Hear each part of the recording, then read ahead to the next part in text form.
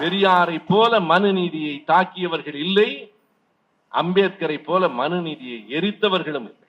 1927 December 25 நினைவு வைத்துக் கொள்ளலாம். அது ஒரு கிறிஸ்துமஸ் நாள்.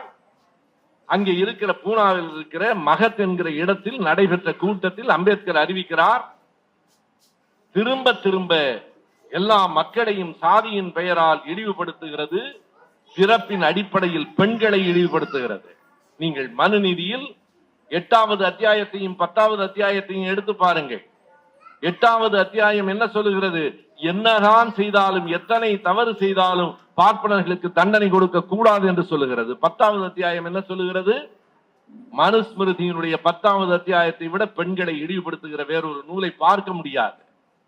உங்கள் கணவன் குடிகாரனாக இருந்தாலும், இன்னொரு பெண்ணிடத்திலே போகிறவனாக இருந்தாலும், நடத்தை கெட்டவனாக இருந்தாலும், பொய் சொல்லுகிறவனாக இருந்தாலும், நீ அவனுக்கு எப்போதும் ஒரு அடிமையாக பதியாக இருக்க வேண்டும் என்று சொன்ன மனு தர்மத்தை எதிர்த்தவர் பெரியார், எரித்தவர் அம்பேத்கர். 2 பேருக்கு இருக்கிற வேறுபாடு. அம்பேத்கர் சொன்னார், இந்த மாநாடு முடிகிற போது அந்த மனு நீதி எரிக்கப்படும் என்று சொன்னார். இரவு 9 மணிக்கு அம்பேத்கர் பேசி முடிக்கிறார். அங்கே ஒரு பலிபீடம் தயார் செய்யப்படுகிறது. ஒரு பலிபீடம் போல ஒன்றை தயார் செய்து அந்த பலிபீடத்திலே மனுஸ்மிருதியை வைத்து அங்கே தீண்டப்படாத சாதியினர் என்று சொல்லுகிறவர்களை அழைத்து அம்பேத்கர் சொல்லுகிறார், தீ மூட்டுங்கள் என்று. மனுஸ்மிருதி எரிகிறது.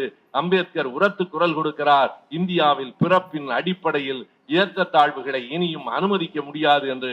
அதுதான் அம்பேத்கர், அதுதான் பெரியார், அதுதான் காந்தியார், அதுதான் பாரதிதாசன், அதுதான் காமராஜர். நன்றி, வணக்கம்.